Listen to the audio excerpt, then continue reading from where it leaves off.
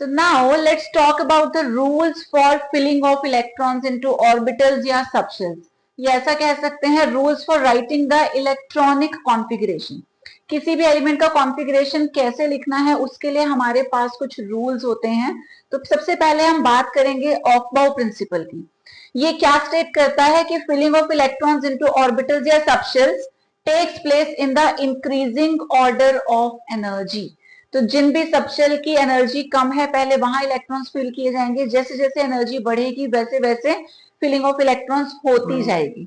ठीक है, इससे रिलेटेड हमारे पास एक ये सीक्वेंस है जहां पे हम लोग सबशेल्स को लर्न कर सकते हैं किसकी एनर्जी कम है किसकी ज्यादा. We can easily remember using this. इसके बिना प्रॉब्लम हो जाएगी. अब प्रॉब्लम क्यों होगी उसको भी थोड़ा सा समझ लेते हैं.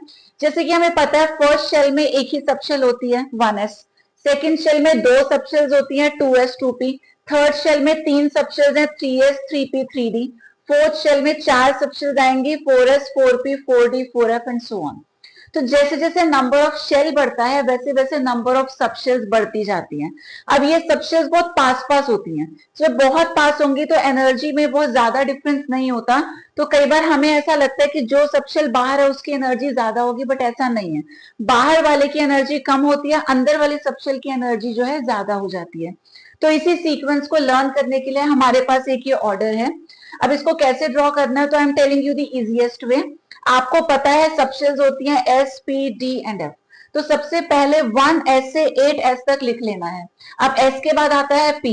एक गैप टॉप से एक गैप बॉटम से छोड़ देना है. फिर हमने पूरी सीरीज 2 की लिख दी, 2P 3P 4P 5P 6P 7P. In the same वे एक एक गैप फिर से हम लीव कर देंगे. अब क्या आ जाएगा 3D 4D 5D 6D. D के बाद F आता है, फिर से एक एक गैप छोड़ने के बाद हमें मिलेगा 4F and 5F. Easiest way है ये. अब जो लास्ट की चार सबशेल्स हैं इनको एक लाइन से हम लोग कट कर देंगे और फिर पैरेलल लाइंस ड्रॉ कर देंगे दिस वे. ठीक है, टॉप से भी हम लोग स्टार्ट कर सकते हैं बट वहां से एरर के चांसेस ज्यादा रहते हैं. अगर आप बॉटम से स्टार्ट करोगे तो एरर फ्री काम होगा आपका. बस अब लास्ट में आप ये जरूर चेक कर लेना, सबसे लास्ट में चार सबशेल्स हैं, फिर से चार हैं, उसके ऊपर 3, देन देयर आर 3 2 2 1 एंड 1. तो ये बिल्कुल परफेक्ट हमारे पास सीक्वेंस रेडी है जिसको देखकर हम लोग इजीली इलेक्ट्रॉनिक कॉन्फ़िगरेशन लिख सकते हैं. अब इसे यूज कैसे करना है तो विल स्टार्ट फ्रॉम हियर. यहां से जाएंगे तो सबसे पहले इलेक्ट्रॉन्स की फिलिंग होगी 1s में, क्योंकि 1s की एनर्जी सबसे कम होती है. जब 1s पूरा भर जाएगा तो हम यहां से स्टार्ट करेंगे. उसके बाद इलेक्ट्रॉन्स की फिलिंग होगी 2s में. 2s अगर कंप्लीटली फिल हो जाता है फिर हम थर्ड लाइन पे आ जाएंगे, फिलिंग होगी 2p में. इसके बढ़ने के बाद 3s, then 3p 4s 3d 4p. इस तरीके से ये सीक्वेंस चलती रहेगी. इसके अलावा कुछ चीजें और हैं जो आपको याद रखनी है ताकि आप इजीली जो है इलेक्ट्रॉनिक कॉन्फ़िगरेशन लिख सकें. अब वो चीजें क्या है, वैसे हम पढ़ चुके हैं इसको कई बार, फिर से एक बार जल्दी से रिवाइज करते हैं. ये हैं चार सबशेल्स. तो सबशेल्स क्या क्या होती हैं, S, P, D and F. ठीक, अब इनके अंदर ऑर्बिटल्स प्रेजेंट होती हैं तो आपको याद रखना है ऑड नंबर. S में होता है 1, there is only 1 orbital. P में आ जाएंगी 3, D में 5 एंड F में होती हैं 7.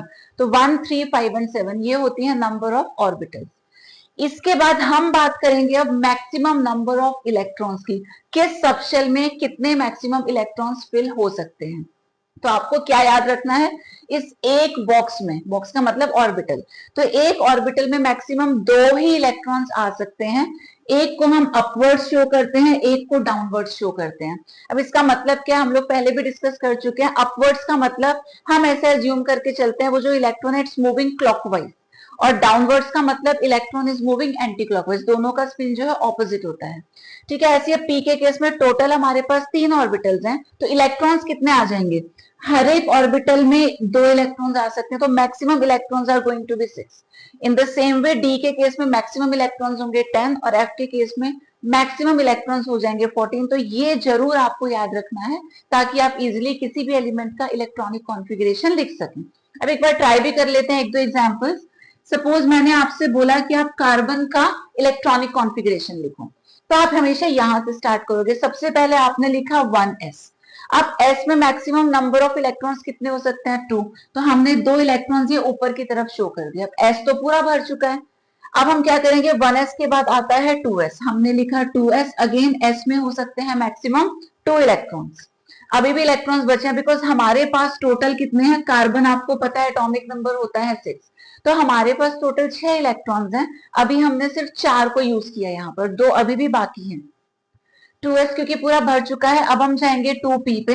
हमने लिखा 2p, ऑल्दो p में 6 इलेक्ट्रॉन तक आ सकते हैं, लेकिन हमारे पास तो 2 ही बचे हैं ना, 2 + 2 4 हम यूज कर चुके हैं, टोटल हमारे पास 6 थे, 2 ही बचे हैं, तो वो 2 यहाँ पर शो हो जाएंगे। सिमिलरली मान लो आपको बोला जाए सोडियम है, एटॉमिक नंबर 11 है, इसका कॉन्फ़िगरेशन लिखो। अगेन स्टार्ट हमेशा यहीं से होगा, तो हम लोग लिखेंगे 1s, s can have maximum 2 electrons, 1s पूरा भर हो गया। अब आ गया 2s, again s can have maximum 2 electrons, ये भी कंप्लीटली फिल हो गया। आगे बढ़ते हैं, आगे हमारे पास आया 2p, p में मैक्सिमम हो सकते हैं 6 इलेक्ट्रॉन्स, तो हमने 6 इलेक्ट्रॉन्स भर दिए। टोटल भी चेक करते रहना कि कितने हम यूज कर चुके हैं, तो 6 + 2 8, 8 + 2 हो गया 10, 10 की फिलिंग ऑलरेडी हो चुकी है, और जबकि हमारे पास 11 है, सिर्फ एक इलेक्ट्रॉन बचा है। अब क्योंकि 2p पूरा भर चुका है, तो उसके आगे हमको लिखना पड़ेगा 3s, और इलेक्ट्रॉन एक ही बचा है। तो इस तरीके से हम लोग लिखते हैं इलेक्ट्रॉनिक कॉन्फ़िगरेशन। तो उसके लिए सबसे पहले क्या जरूरी है, we must know about the aufbau principle, जो कि कहता है जब भी हम सबशेल्स में इलेक्ट्रॉन्स की फिलिंग करते हैं, it is always done in the increasing order of energy, और ये एनर्जी सीक्वेंस है। अब ये भी बात कर लेते हैं कि ये सीक्वेंस हमको मिला कहां से, just wait for a while. तो अब जल्दी से बात कर लेते हैं n+l रूल की। अब ये रूल क्या कहता है, the subshell having lower value of n+l is filled first. तो पहले समझ लेते हैं n+l होता क्या है, क्योंकि हम लोग क्वांटम नंबर्स के बारे में पढ़ चुके हैं, पढ़ लिया है ना, नहीं पढ़ा तो पहले उसको पढ़ के आओ, बिकॉज उसके बिना कहीं ना कहीं प्रॉब्लम आएगी। तो जो n+l है, यहाँ पे n का मतलब होता है प्रिंसिपल क्वांटम नंबर, और l stands for azimuthal quantum number. तो हम प्रिंसिपल प्लस एजीम्यूथल दोनों की वैल्यू कैलकुलेट करते हैं, जिसका सम कम होता है उस सबशेल को पहले फिल किया जाता है, और जहां वैल्यू ज्यादा आएगी उसको बाद में फिल किया जाता है।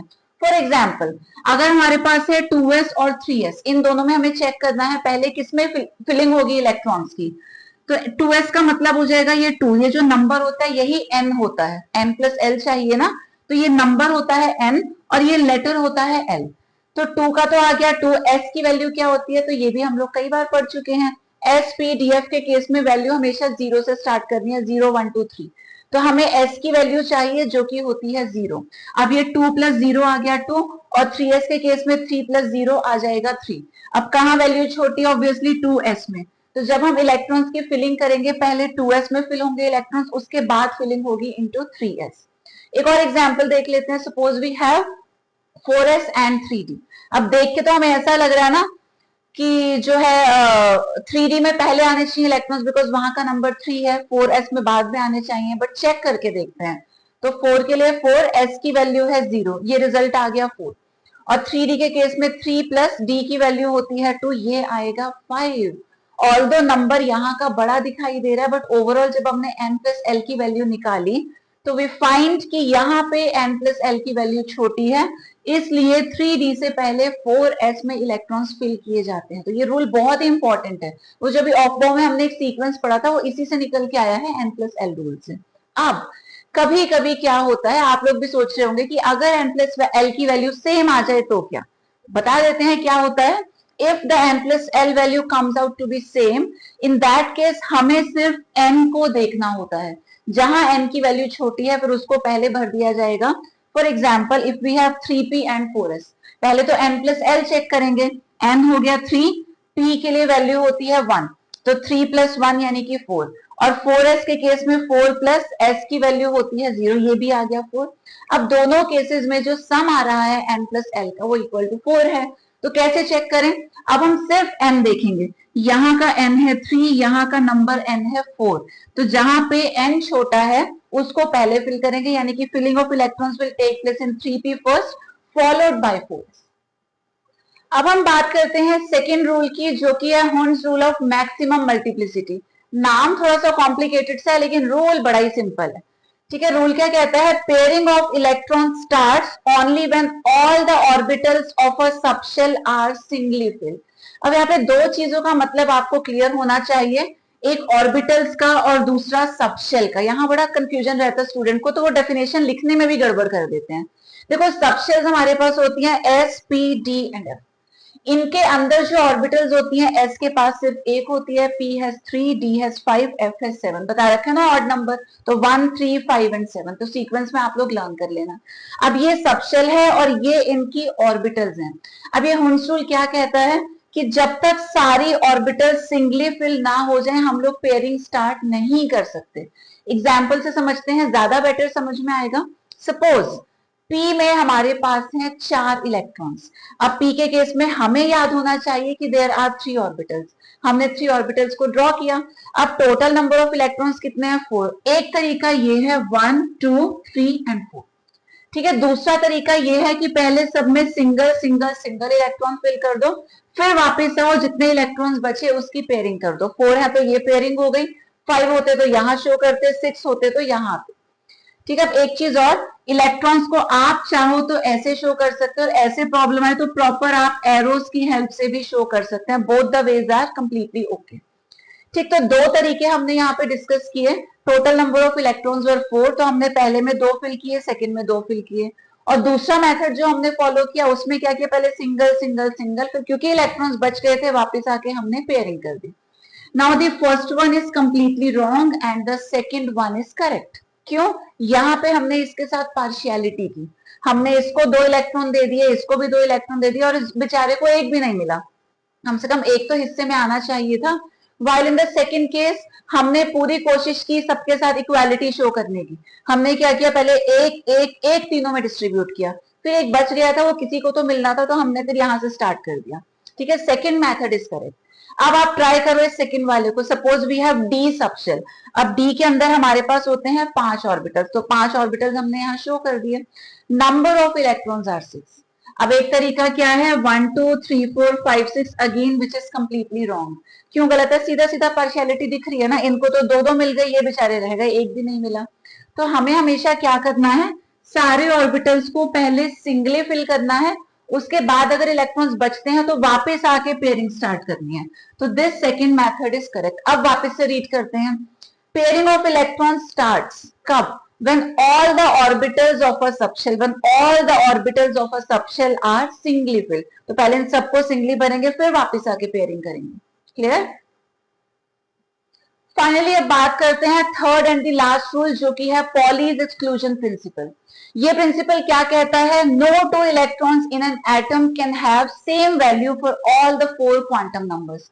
क्वांटम नंबर्स के बारे में हम लोग पहले पढ़ चुके हैं, इन केस आपने नहीं पढ़ा तो जरूर इसको पढ़ लेना।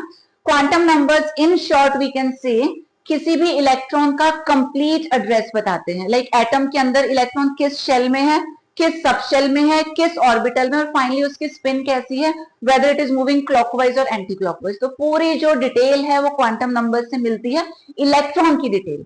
क्लियर? अब पॉली का कहना था कि जो 4 क्वांटम नंबर्स होते हैं, चारों कभी भी सेम नहीं हो सकते for any 2 electrons in an atom. किसी एक एटम की हम बात कर रहे हैं। फॉर एग्जाम्पल हमने यहाँ बात की बोरोन की, जिसका एटॉमिक नंबर होता है 5। ठीक है, इसका हमने कॉन्फ़िगरेशन लिखा 1s2 2s2 2p1। इसी कॉन्फ़िगरेशन को हमने ऑर्बिटल फॉर्म में यहाँ रिप्रेजेंट कर दिया। s होता है सिंगल ऑर्बिटल, अगेन s हो जाएगा सिंगल ऑर्बिटल। p के केस में देयर आर 3 ऑर्बिटल्स। 1s में 2 इलेक्ट्रॉन्स हैं, 2s में देयर आर 2 इलेक्ट्रॉन्स, 2p में देयर इज ओनली 1 इलेक्ट्रॉन। अब यहाँ पे हमने n l m s चारों क्वांटम नंबर्स को शो किया है, और इस साइड में हमारे पास टोटल ये 5 इलेक्ट्रॉन है। ठीक है, सबसे पहले n की बात करते हैं। n होता है प्रिंसिपल क्वांटम नंबर, या n मतलब नंबर, ऐसा आप याद रख सकते हैं। तो जो पहले 2 इलेक्ट्रॉन्स हैं ये किस में प्रेजेंट है, 1s में, इनका नंबर क्या हो जाएगा 1। अगले जो 2 इलेक्ट्रॉन्स हैं वो 2 में प्रेजेंट है, तो उन दोनों का नंबर हो गया 2। लास्ट का जो इलेक्ट्रॉन है वो 2p में प्रेजेंट है, तो इसका नंबर भी हो गया 2। नेक्स्ट बात करते हैं L की, जो कि होता है एजीम्यूथल क्वांटम नंबर, सबशेल की वैल्यू। ठीक है, sp-df सबशेल्स होती हैं, इनकी वैल्यूज क्या क्या होती हैं, 0 1 2 3। अब पहले जो 2 इलेक्ट्रॉन्स है वो s में प्रेजेंट है, s का मतलब 0, तो दोनों को हमने 0 नंबर दे दिया। अगले जो 2 इलेक्ट्रॉन्स है वो भी s में प्रेजेंट है, s की वैल्यू अगेन हो गई 0। लास्ट का इलेक्ट्रॉन कहाँ प्रेजेंट है, p में, p की वैल्यू होती है 1। नेक्स्ट बात करते हैं m की, जो कि होता है मैग्नेटिक क्वांटम नंबर, ये शो करता है ऑर्बिटल का नंबर। तो सिंगल ऑर्बिटल इज ऑलवेज 0, और ट्रिपल के केस में क्या हो जाएगा, सेंटर वाला 0, ये -1, ये +1। मान लो टोटल 5 ऑर्बिटल्स होते तो सेंटर वाला होता 0, ये -1 -2, इधर +1 +2। तो इस तरीके से सेंटर वाले को हमेशा 0 मान के एक तरफ नेगेटिव एक तरफ पॉजिटिव वैल्यूज हम लोग ले लेते हैं। अब यहाँ पे जो पहले 2 इलेक्ट्रॉन्स है वो सिंगल बॉक्स में है, सिंगल बॉक्स का मतलब द वैल्यू इज 0। अगले 2 इलेक्ट्रॉन्स भी सिंगल बॉक्स में है, द वैल्यू इज 0। लास्ट का जो इलेक्ट्रॉन है वो कौन से वाले बॉक्स में है, -1 वाले में, तो उसकी वैल्यू आ गई -1। लास्ट में आता है एस, जो कि होता है स्पिन क्वांटम नंबर। तो जिस इलेक्ट्रॉन को हम अपवर्ड शो करते हैं उसकी वैल्यू होती है +12, डाउनवर्ड्स वाले की वैल्यू होती है -12। तो ये ऊपर की तरफ है +12, नीचे की तरफ -12, upper is +12, downwards is -12, upwards is again +12। अब आप किन्हीं भी 2 इलेक्ट्रॉन्स को कंपेयर करके देखो, let's say first and second, same same same but the last one is different. आप इन दोनों को देखो तो ये पहला ही नंबर अलग हो गया, आप इन दोनों को चेक करो ये सेम है बट ये अलग हो गया, आप थर्ड और फोर्थ वाले को कंपेयर करो, same same same but the last one is different. तो यही कहा था पॉली ने अपने एक्सक्लूजन प्रिंसिपल में कि 3 क्वांटम नंबर्स तक तो ठीक है सेम हो सकता है, लेकिन जो फोर्थ क्वांटम नंबर है that definitely is going to be different. तो जैसे कि हमारा अगर दो लोगों को हम कंपेयर कर रहे हैं, वो पड़ोसी भी हैं, तो क्या होगा, उनका एड्रेस में काफी पार्ट सेम हो सकता है, city will be same, the area और locality will be same, colony जो है वो सेम हो सकती है, लेन उनकी सेम हो सकती है, but the house number is going to be different. ऐसे यहाँ पर है, ये भी एड्रेस ही तो है इलेक्ट्रॉन का, तो 3 क्वांटम नंबर्स तक तो सेम आ सकता है, बट 1 यानी कि fourth one is always going to be different.